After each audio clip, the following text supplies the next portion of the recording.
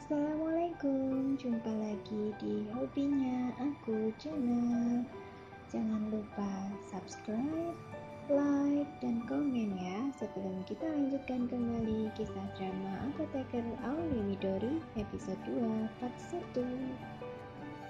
Scene pertama menggambarkan seorang ibu bernama Ibu Yamaguchi. Dia sedang menggendong anaknya bernama Ryo. Di antara riuhnya rumah sakit, dia sedang sepertinya menelpon bosnya bahwa dia tidak bisa masuk kerja hari ini karena harus memeriksakan anaknya. Ryo didiagnosis mengalami penyakit mikoplasma paru, yaitu sejenis radang paru-paru yang biasanya menyerang anak-anak. Perlu diketahui bahwa Ibu Yamaguchi adalah seorang ibu tunggal yang bekerja. Dia tinggal bersama anaknya di sebuah apartemen.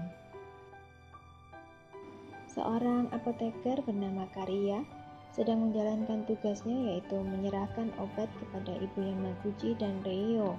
Dia berkata bahwa Ryo mendapatkan dua jenis obat, yaitu clarithromycin dan carbocistein. Clarithromycin ialah sejenis antibiotik yang digunakan untuk mengatasi bakteri mikoplasma.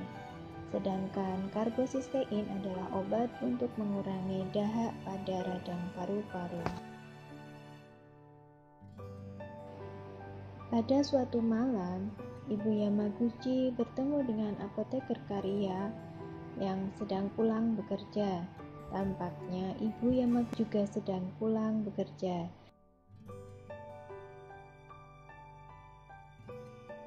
Keesokan harinya, waktunya minum obat bagi Ryo. Tapi Ryo sepertinya tidak mau meminum obatnya, mungkin karena rasanya tidak enak. Ibu Yamaguchi merasa frustasi, kemudian dia membawa Ryo ke dokter anak. Ibu Yamaguchi menceritakan bahwa Ryo terus-menerus menolak obatnya karena mungkin dia tidak suka aromanya atau mungkin tidak suka rasanya. Ibu Yamaguchi mengatakan dia ingin mengganti obatnya dalam bentuk tablet saja. Tapi sepertinya dokternya tidak setuju dan mengatakan bahwa anak-anak tidak cocok meminum tablet. Obat akan berbahaya jika masuk ke trakea, bukan masuk ke lambung. Ibu Yamaguchi hanya bisa mengiyakan.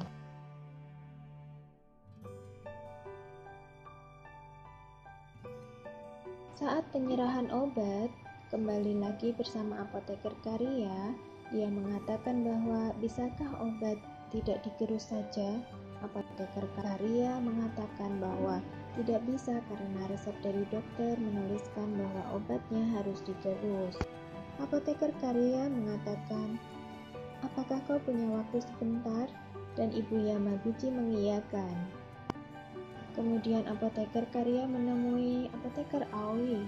Dia mengatakan pada Aoi bahwa kau sebaiknya berbicara dengan Ibu Yamaguchi. Ibu Yamaguchi kesulitan untuk meminumkan obat pada putranya. Putranya mengidap mikoplasma.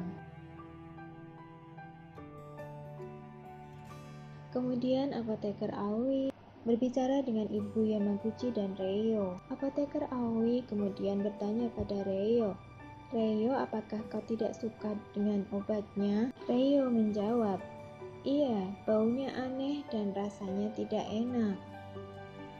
Kemudian Aoi bertanya pada Ibu Yamaguchi, "Bagaimana cara minumkan obat pada Ryo?"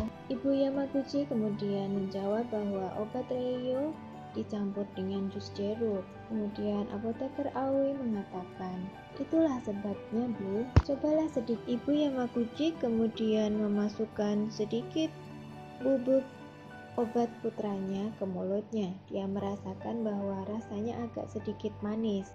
Kemudian apoteker Aoi mencampurnya dengan jus jeruk. Kemudian menyuruh Ibu Yamaguchi kembali mencicipi bubuk obat itu. Bu Yamaguchi kemudian mengernyitkan bahwa obat itu menjadi rasanya pahit sekali. Bu Yamaguchi, obat yang telah diberi pemanis, jika dicampur dengan sesuatu yang berasa asam, pemanisnya akan segera hilang. Oleh sebab itu, obatnya akan terasa lebih pahit dari sebelumnya. Ibu Yamaguchi bertanya pada apoteker Aoi, lalu bagaimana caraku untuk meminumkan obat padanya? Cobalah ini, Bu. Apoteker Aoi menyerahkan sebungkus es krim coklat kepada Ibu Yamaguchi. Kemudian Ibu Yamaguchi menyampurkan sejumput obat dalam es krim tersebut. Cobalah, Bu. Bu Yamaguchi kemudian mencoba obat yang telah berada di dalam es krim. Kemudian dia berkata, rasa obatnya hilang. Ini terasa lebih enak. Kemudian Reio mau mencobanya dan Reio pun merasa senang. Kini dia sudah bisa meminum obatnya dengan tenang.